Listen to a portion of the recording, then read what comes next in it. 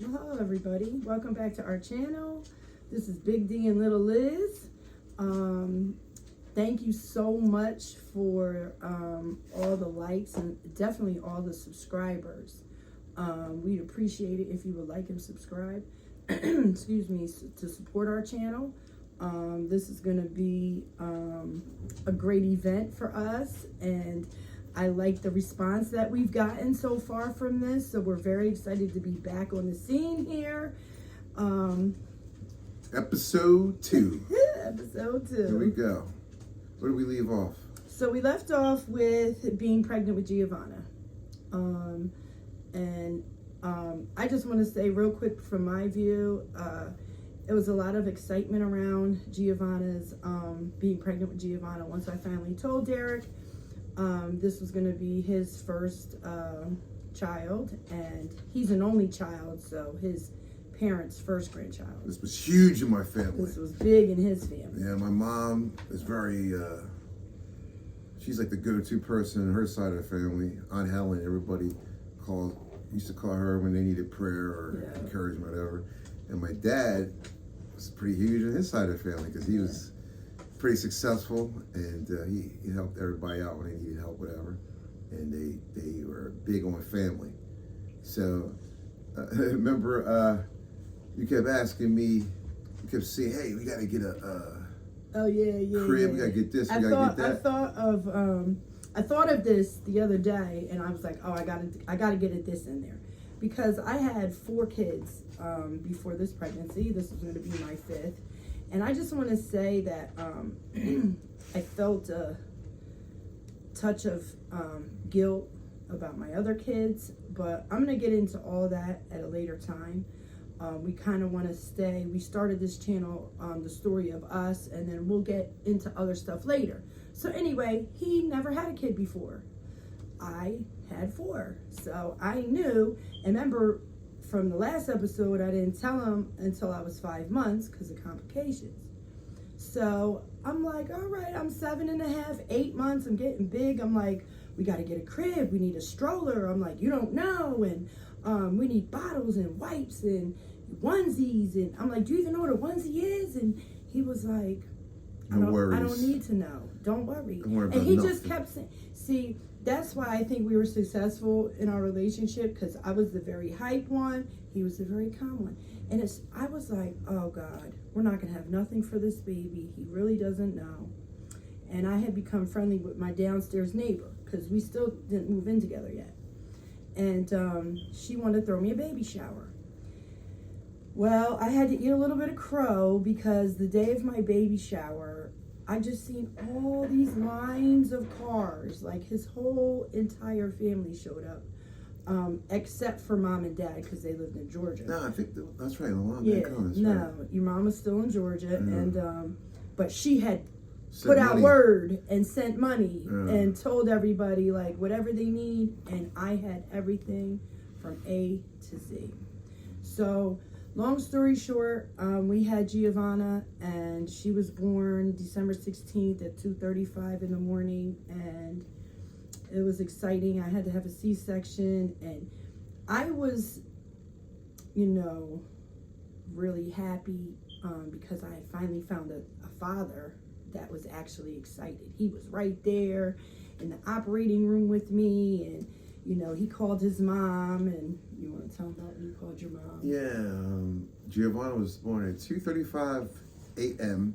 I called my mom like 3:30, and my parents deserved to be grandparents. They were really good parents. They put up with a lot with me, never gave up on me. Finally got my life together, got clean. I think I had 5 years clean when Giovanna was born. I was 33, and I called her and told her that her granddaughter's name is Giovanna Helen Robertson, because my mother's first name is Helen, and so that was awesome, and that was good, and I think we moved in together. Wait, just real quick. Also, I had never met his parents. They had never met me. I had never met them. And when I brought Giovanna home from the hospital, trust and believe, Miss Helen Robertson was right up here, and that's like the first time I met her. I came in, I think Amy was watching Spencer, my neighbor was watching Spencer, and, you know, I said, oh, hi, I'm Liz, nice to meet you, and here's your grandbaby. You know, and it was good. She helped a lot, and, you know, so we didn't live together at the time because we were both in separate leases, so. Then we went to Valley High Apartments on Henry Avenue in Roxborough, section of Philadelphia. And we lived there for about a year. Now, when we started living there, we gotta tell this. The day we moved in there, Spencer's dad died from a drug overdose. I mean, his family called, like, I think the first morning we woke up in our new place, they called like 6:30 in the morning to tell you that he died. He died from a drug overdose. Yeah, he in died. His heart exploded and all that. And then the first, so that was messed up. I think he said, oh, Monday morning we gotta go to Social Security. That was the relationship that I was in with him, was the domestic violence relationship where I got beat up, and it was, you know, it was a lot. It was a lot. And, you know, I didn't really feel bad. I just have to be honest. I think we were happy because we were going to get Social Security every month. Finally, I was going to get, you know, my kids, some money for my kids, and it was going to help us out. And then when I went to Social Security Monday, it was a nice amount. Yeah. And it really helped us. It really, really helped us. Yeah. But then, once we moved in together, now we have Spencer, we have a new baby. Now, Giovanna had amniotic fluid in her ear when she was born, so she had a lot of ear infections, and we had to wait until she was a year old, till she was either a year or till she was the appropriate weight to get the tube ligation, the tubes put in her ears. To be under anesthesia. To be under anesthesia. So the first year with her, she's just screamed and screamed and screamed because she didn't feel well. We were at the doctor's, like every month I was at the doctor's with her. And I acted a little crazy after we first moved into Valley High because I still didn't believe that this relationship was real. I was always waiting for the other shoe to drop. I'm like, this guy can't be that good. Something's wrong with him. He's either going to wind up hitting me. He's going to wind up cheating on me. He's going to wind up doing something. There's no way that this guy is this good. There's just no way. So I used to provoke him, and I used to start arguments. And one particular time, I don't even know what it started from. Probably something stupid. I wanted to take the kid to the park and play or something. Yeah, and I was like not having it, and I think I threw a bottle, and it hit him in his leg. Yeah, that pissed me off. And it pissed him off, and he just grabbed me, and he was like, listen, like, I know what you're trying to do. You're trying to get me to hit you, but I don't hit women. And I was like, yes, you do. And I called the police. I called 911. I was like, I'm calling 911 because I'm a self-sabotager. So, you know, things were just going a little bit too good for me. And I had to just try to stir up the pot and mess things up. So you could tell them what the police wound up doing. The cops came, and I think it was, I know it was at least one woman, right? Yeah. And basically, they listened to your side of the story because you was all crazy. And then they pulled me out there and they talked to me and they said, look, you got a right to take your kid to the park, but you seem to be the level-headed one. You can take your kid, but what are you going to do? I think you should leave the kid here and you leave. I was like, all right. So I left the kid, I left. And then I was going to move out because I was pissed. Yeah. I was like, you know, I went to see my cousin, I went to see a few people and all that. But by the time I came back, she was real sorry. Yeah, I was very humble. And I basically, you know, broke down, and I had to just explain to him, like, I'm messed up. That was, I think, his first glimpse, if he looks back at how really broken and shattered I really was. And I'm a great pretender. I'm great at getting people to think that I'm okay and think that I'm together. But inside, I'm not. And I was broken. I didn't know how to be a mother. I didn't know how to be a woman. I definitely didn't know what a healthy relationship looked like by any means. Me either. And, him neither. So, we kind of, maneuvered on after a while. And then we kind of just settled in and focused on Giovanna and Spencer. And we decided to buy a house. Yeah, before we did that, you started babysitting these kids. Oh, yeah. I started babysitting. Because, I had Spencer, the Social Security was coming in. But, I wanted to bring something to the table too. Because I was making good money. He was making good money, but I wanted to buy a house. So, I don't know if we had a discussion about it or how it came about, but I said, I don't remember. Oh, well, I wanted to get a job, but I didn't want to put Giovanna in daycare because of her ears and all that. So I came up with, I'm going to start a daycare so I can stay home with my own kids and I'll just get, a couple kids to babysit. And it was funny, the first person that came, I had a picture of us, I think. I had a picture of us or a picture of Derek on the table, whatever. And this is in Roxborough, it was a pretty diverse, location, black and white and, whatever. But the first people that came noticed that, I was chocolate. I was in a biracial relationship. How dare you? And I was like, oh, okay, I can see where this is going here. But, we'll let you know how that daycare winded up. And all my daycare people and the daycare kids loved him way more than they even loved me. So, that's just the type of person that he is. He can go into any setting. I don't care if it's all white people, all black people. I don't care what the situation is. Because he is a genuine type of person and he's easygoing and he's funny, he can, and that comes from his upbringing, being born in Plainfield. No, I was not born in Plainfield. Oh. I thought you knew me.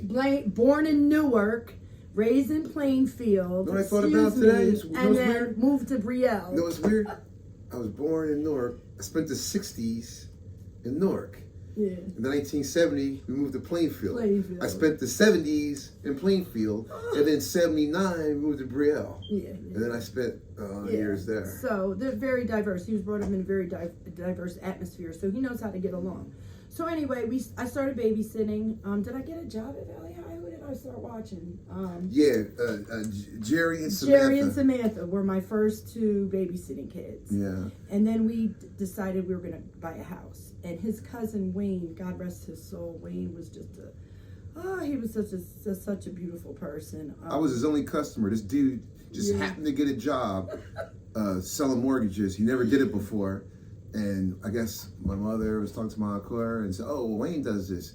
And Wayne, I was his only customer, I think, right? Yeah, Then he quit so. after he quit after he got us the best deal ever. Yeah, he got us this great deal. I don't think he made no money off of it. Because Encore said, you gotta look out for Derek. Yeah, well, that's your cousin. And me and him were tight anyway. He was like, Wayne was 5 years older than me. We were real close growing up.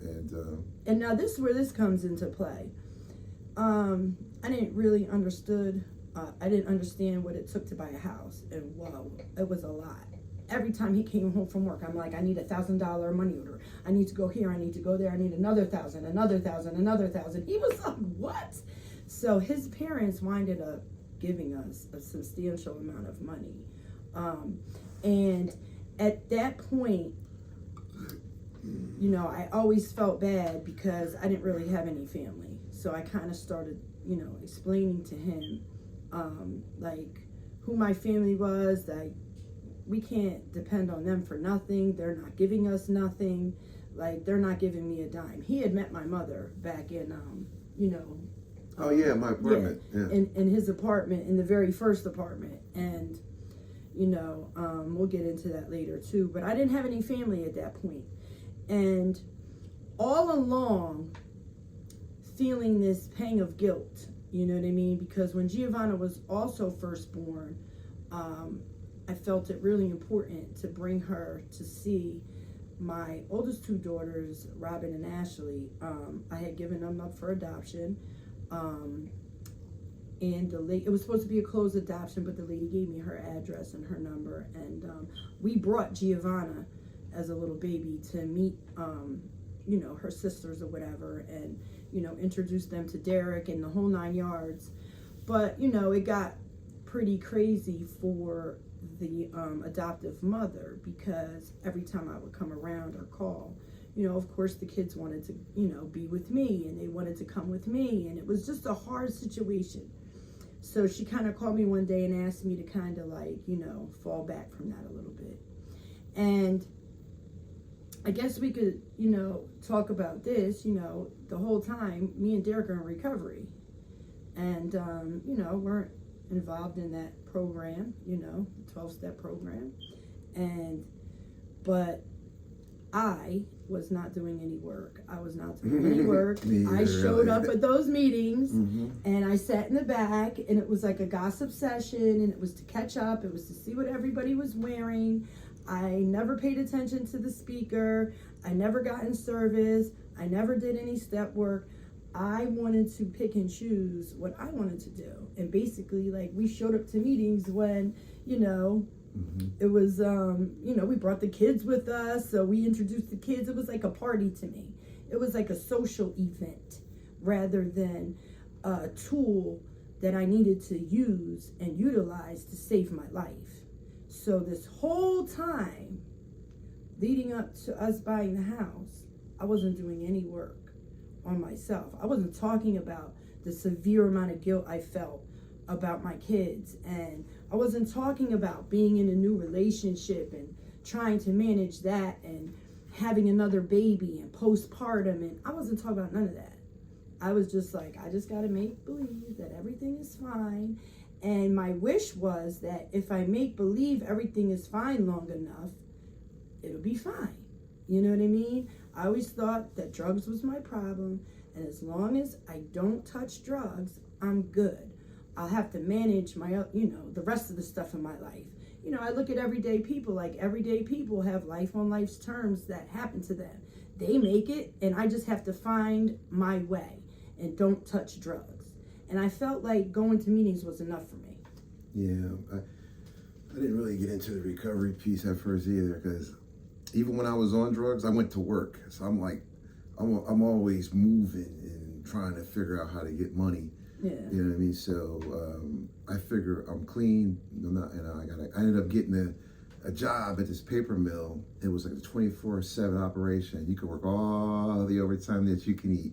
When they said, "Do you want to stay over?" they meant, do you want to do 12 or do you want to do 16? It was just like, you could work your days off. You could work as much as you want.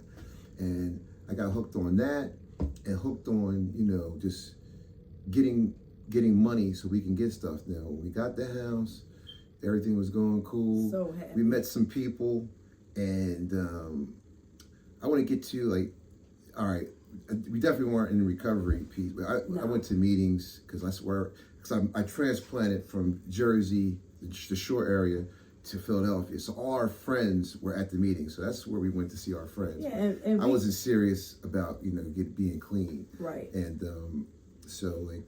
the day we bought the house was what? You remember these dates better than me. May 18th. May 2001. And then we got married on... May 19th, 2001. You don't even know when you're married. The best thing that ever happened to you. That's true. I know when we were married, y'all, but yeah. I just get those two dates confused because we literally bought the house and got married, the next day. May 18th and May 19th. Yeah. So we got married. I wasn't going to ask for a big, fancy wedding because we didn't have it. Just as a piece. Yeah. Drive through, bing, bam, boom. His best friend, Bazzini, we'll get into him at another time. He wants to, be on an episode with us. You'll get to know him. He should be. Yeah. But Baz was our witness, and we were married. Yeah. And we had a house, and I finally had my white picket fence. I had the best husband. I had my kids. I just prayed, and I just kind of crushed all those feelings about my other kids down, and I said to myself, I'm going to visit them, and one day when they are of age, I'm going to get them back. And when I get them back, look, I'm not going to be all messed up on drugs in the street. I'm going to have this beautiful home, and then I can explain to them. Like, I had this whole storyline in my head of what was going to happen. Yeah. And what I didn't realize is that I didn't think about what you're going through. That like your kids wasn't a issue for me because it just wasn't. I never knew them. I met them once, whatever. I took Spencer in, so I was used to him. And then we had Giovanna, and then we ended up having Olivia. So we had our little thing. I didn't look into the recovery process of like getting a sponsor, doing step work, like trying to like become a better person. Like I'm good enough. I thought everything was cool. You know what I mean? I'm clean. I'm a worker. As long as you work hard and do all that stuff. Now here's the thing. The story starts getting crazy. Is because we were in the recovery process, we got introduced to an opportunity to get prescription pills and sell them. Yes. Because you had like a lawsuit or something happening, right? Or something. Well, we'll get into that. It's the real lawsuit and it's the fake lawsuit. Yeah, but just remember that for later on in the episode. There was an excuse for you to get pills, and this guy I used to work with, wife was getting them, and she was she was doing her thing, you know what I mean? So you guys presented to me, as long as I can go to this doctor, let's just call him Dr. Feelgood. Yeah, Dr. Feelgood was giving out pills. Yeah. And this is when the Oxycontin thing really hit. And I was never an opiate person. So like, you and, I'm not gonna say her name, said to me about getting the pills, you could sell them and how much money you can make. I was like, yeah, fuck it, go ahead. I was like, all I gotta do is go to the, I was good at justifying things too. All I gotta do is go to the doctor. Like, all I gotta do is go to the doctor, go to the pharmacy. I don't even, barely have to touch the pills and sell them. Yeah. And we're gonna make this amount. Yeah. And the amount of money that we were gonna make, like, it wasn't a couple dollars, y'all. So it was enough. It was good money, that I knew, like thousands a month. Yeah, that I knew that he was gonna be like, yeah, let's go for it. And they sold themselves because we had a neighbor who used everywhere. To do them. And it ended up being, when we got the prescription every month from Dr. Feelgood, our neighbor knew the day of the appointment, and then basically he would be waiting for us to get home or waiting for you, whatever. So at first, you was doing all this. And I never told him prior to that, right before that. Mind you, my daycare business blew up. Oh, I had a lot of kids, yeah. I had all these daycare kids. I had my own kids, plus I don't even know, maybe 6 or 7. We had about at least 6 or 7 a week. At least we had, and everybody had 2 kids, seemed like. Yeah, and everybody had 2 kids. At least. So we had been friendly with the neighbors, and I met our neighbors, and one of them was a stay-at-home mom, just like me. And I asked her one day, I said, do you want to come help me with the daycare business? And she was like, sure. I'm like, then we could get more kids. And, she made us little aprons, and we had it going on. Yeah. Everybody loved us. Everybody loved him. The kids loved him. The people loved him. So he was making great money. I was at home doing my thing with the daycare. Perfect scenario, right? Perfect. Yeah. So she was on. She had a pill problem. We didn't know. And I didn't know. Yeah. And she kept having to leave. Like, we're in the middle of babysitting, like 12 kids, and you got to keep running out to go to the pharmacy. So I noticed a couple times I caught her nodding out, like on the job. But, I blew it off that first, like, oh, maybe she's just tired, whatever. Long story short, I wind up doing pills with her. I did a couple. I was like, well, let me get one. And nothing happened, which is a fatal mistake for recovering addicts. Because I took 2, I felt okay, I felt that little feeling, and nothing happened. It wasn't like I started right away or anything, you know what I mean? Mm-hmm. But it started snowballing from there. I took 2 one day, then I didn't touch it for maybe 2 weeks. But remember, before it blew up, on her side, her peoples found out she was using. And then one day, she stopped coming. Because they moved, remember? Yep. They moved from 2 doors down from us. They moved to Plymouth Meeting or something. So she would come from there. And then something happened, and they found out that she was using. And then I think she tried to blame it on our being around us. Exactly. So they basically, text us and said, she's not coming no more. Exactly. They kind of blamed and she her had problems. to go to rehab and all this Yeah, stuff. they- And they kind of, it was blamed too it- overwhelming for her, and they blamed us and everything like that. So that was it. Then So we had I all was these like- kids. We had all these And kids. now I had all these kids, and I But was like, it worked out because it was so many kids. They kind of worked. They like took care of each other in yeah, a they way. took care of each And- other, and I oh, managed it. And then what's the name started coming over? Who's that? What's the name's wife? The Oh, that yeah, started. yeah. So you didn't really pay her, but she kind of hung Right, out. she all the came time. over and hung out with Yeah. me, and I So had we a got bunch of all people. the money. We figured it out. The people loved us. It was Yes. like we used to babysit at their house sometime when they would go Yep, out because the one couple was chiropractors. They had good big money. They had big money. I was making big money. The other lady and her husband, her husband was a chef. What was she? She was something Yep. that made a lot of money. I think she worked for a lawyer or something. Yeah, and then our kids even took karate. I mean, it was going crazy. good for we were a while. going good. We were flowing. Yeah. But I had opened that door to the beast. The beast was right here, and I had opened the door because I was dipping and dabbing, and I wasn't saying nothing to him. In hindsight, there's so many hindsights in this story. It's not even funny. In hindsight, I wish I would have really just went to my husband and confessed what was really going on. But I was not under any circumstances going to mess up my perfect little life and my perfect little journey. It ended up blowing up anyway. And it ended up blowing up in our faces. And we're at that point now. I think the first time that it really came out, it was like you still had all those people. And remember that one dude and his wife used to use? Yeah.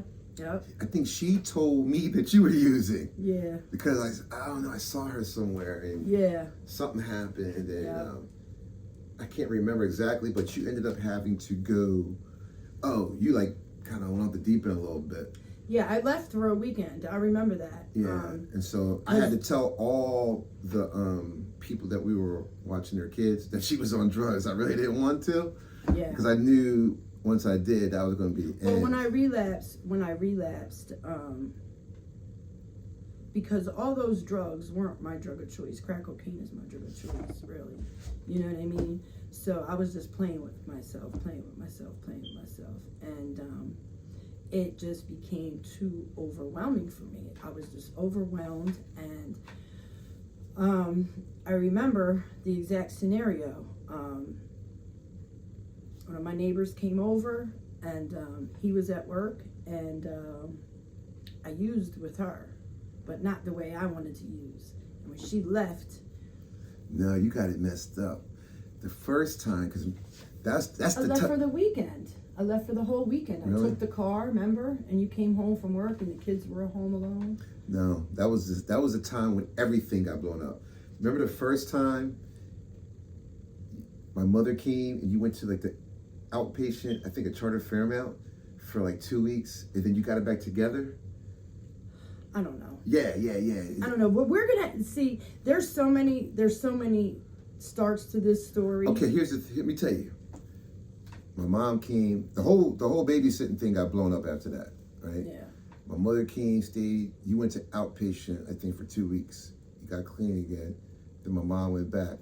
Then you got a year and a half clean again, and then I had Olivia.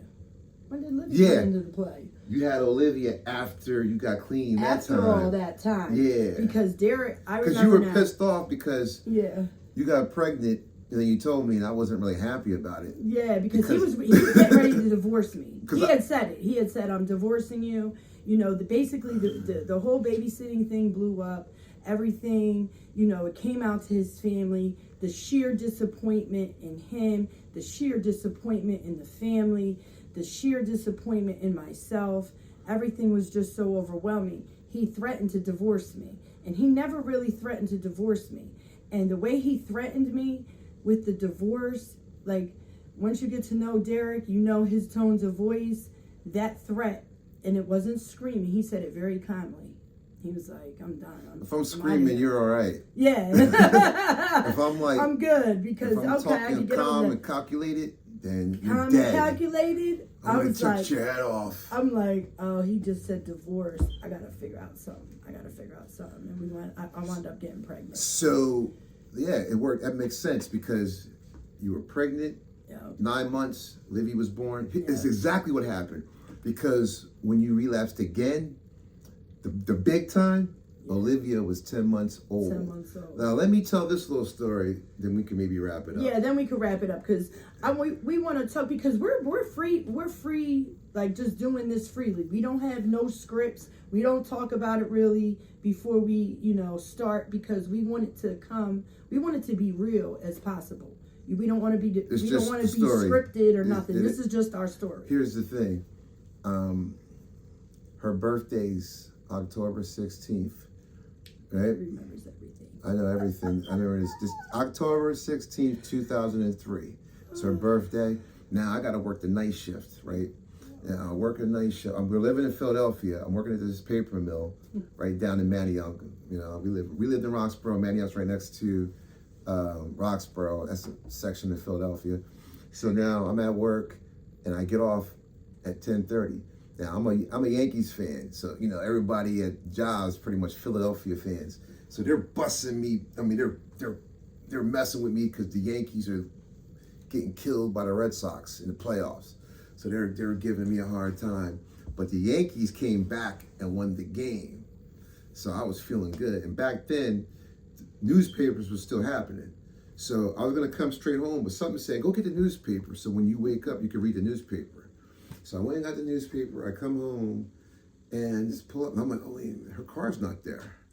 Right now, mind you, I get off at 6:30 in the morning. So by the time I got there, it's around 7, something like that, quarter to 7, 10 minutes to 7. So I'm like, "Damn, her car's not there." And I go to the front door. It's like cracked open. So I'm like, "What the hell?" So I go upstairs. Now the youngest, she's 10 months old. She's like in the what do you call those things? Playpen. The playpen. And the back sliding doors open and all the home theater system. I'm like, "What the hell?" So I went and grabbed a knife, big butcher knife, and I'll go upstairs and I see Giovanna in her room sleeping. I see Spencer in his room sleeping. I go in the bedroom, she's gone. So I'm like, "What the fuck?" So now I'm like, the reality is hitting me. It's re-hitting me. So I calling her phone. She will not answer. And then eventually it just went straight to voicemail.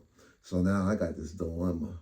Because when stuff like that happens, you go through a range of emotions, anger, and then you just come home. We'll figure this out because the reality of it's like, I got 3 kids. I got to work swing shift because that's what my job was. Because like my mind was racing, but I don't want to call my parents because they live in Georgia. And I know once I call them, they're getting involved and I don't want this. So like time went by. I'm calling my friend Boz again. The realization is, and then my neighbors told me that she saw her going in and out of the house with these guys. They were leaving the house with our stuff. So and I had to end it there because it's gonna. We could go on. All right, let me wrap this up. So I called my parents, told them what happened. But I want to say this. This is important, I feel. So that was that day. That was a tough day. And I had to get the neighbors to help me with watching the kids. I went to work. Oh, I got to tell this. You were out there using for a couple of days. So that was like a Thursday or Friday. You tried to... Oh, I got to tell this. I don't know if you remember this. I think I went to New York, didn't I? That might be another time. So much stuff has happened. So much stuff has happened. Yeah. And this is such a crazy roller coaster ride that there's so many dates and different times and different scenarios because we'll get into, obviously we already got this. Oh, but here's something that's important, I think. Yeah, that just has to be what it is. I think I went to New York, hang out with my family out there, right? And didn't you call the house? You called the house from Mikey Durham's house. I shouldn't say his name, but he's not alive no more. Yeah, he's passed away. but it was like, I think it was blocked or something. And my cousin's girlfriend said if you do star 68 or something crazy, you can find out where the call is coming from. Right. So we did that. I'm in New York. So we found out where she was. Now I'm burning to get back, right? Because I want blood. So my family knows I got a temper. So they're like, all right, if you find her, just call the police. Don't do nothing. I'm like, yeah. Okay, sure, yeah. The whole time I'm like, who's ever there is gonna die. So my cousin, he's like, he's like a giant. He was like 6'7", he was. I always looked up to him, and so me, him, and his girl driving back, and I'm just burning. I can't wait to get back. We got Spencer with us. No, that's a different time. Yeah. That is a different time. That's such a different time. Yeah, that's such a different time. What the hell happened that time? I don't even remember what really happened that time. But this is what happened. You tried to come back after 2 or 3 days of using. Yeah. But you were afraid. Yeah. So you came to the house with the police, remember? Yeah, I came to This is what happened. That's so many different times. Yeah. So she comes to the house with the police, right? 2 Philadelphia police officers. So they're questioning me and asking me all that. I says, you can't let her back in here. I said, why? She lives here. I was like, dude, she moved out. So what are you talking about? Yeah, man, the other day she left and she moved out. Well, she has a right to be here. And he's like giving me all this. I says, dude, if you let her come back in here, you might as well not leave because it's going to be murder. He was like, what? Ho, what are you talking about? I was like, it's going to be a murder. I'm going to kill her, bro. I'm telling the police this. It's just going to be a murder. Or something. He's like, what are you talking about? I says, come follow me. I walked him upstairs. I showed him all the home theater system, all the stuff was stolen. I said, she left the 3 kids. I was furious. So then they go back outside. He goes outside, and him and the other cop, they played good cop, bad cop. The one dude was like, you got 2 choices. Either you go get help or you go to jail. And then one cop was like, no, forget that. Take her to jail. And he was like, blah, blah, blah, blah, blah. And they're going back and forth. So you ended up breaking down and whatever. You went to the hospital. Yeah. And then you called me from the hospital and whatever. Yeah. And that was the first time. Yeah. That was crazy. Yeah. That was crazy. And it was... it changed my life. And then here's another thing I just want to share this before I shut it down. The job that I had, I had that job for about 8 years. It was like the best year we had. I'm telling you, all the overtime you can eat. 3 days after that happened, we went to work. They took us all outside to let us know that they were shutting down one of the machines because the machines were called 5 machine and 6 machine. I worked on 5 machine. They were shutting 5 machine down. I can go to 6 machine with my seniority, but I would have had to start all the way down at the bottom. And I worked myself all the way to the second to the top position. Plus, I didn't know what was going to happen with her, and it was a swing shift job. So I ended up taking a buyout and getting severance pay and getting money for every year you were there. But I had to work 2 months because it was October when they told us. Because her birthday, I told you, October 16th. So I had to work all the way until like 2 days before Christmas. And then they were going to give us everything, our severance pay, and, able to collect unemployment. And so I finished that job out, and then I had to start all over again. And by that time, my parents came and took the 2 girls because they were young. They weren't even in school yet. I kept our son Spencer because he was in like 2nd grade. So I just paid people to watch him depending on what shift I was on so he could go to school. And then when it was over, me and him drove down there to Georgia for Christmas. I guess we could end there. That was. So the bottom line was... Oh, here's another thing. I got to share this. One more thing. The day when that happened, I had not made a meeting for 9 months. So when that happened, me and Spencer started going to meetings every day. And that's when I got really involved in the 12-step program that we joined. And I got heavily into it. I started going to meetings. I got a sponsor, a home group. I started doing H&I, which is hospitals and institutions. I started going there. And I became the GSR of our home group, which is group service representative. And I got in service, and I got really heavy into the program, and and starting to do the things I should have been doing. But I had almost 9 years clean when she relapsed, and I stayed clean. But there's a saying we have. It's called "clean and crazy." That was me for many years, and on any given day, it still could be me. But you know, that was a turning point for me as far as recovery. So I just wanted to I want to end this with our beautiful story and how I believe God gave me everything back. He gave me everything back beyond my wildest dreams. The man, the husband, the father, the kids, the home, the jobs, the money, cars. He gave me beyond. I never even dreamed that my life was going to be this way. And because I didn't do what I was supposed to do for my recovery, you're going to hear in the next couple episodes about the destruction, because there was a time where we drove to Georgia and brought the kids home, remember? Yeah, of course. There was a time where we drove and I was like, I'm going to get clean. Once I went off the deep end completely, it was a roller coaster ride.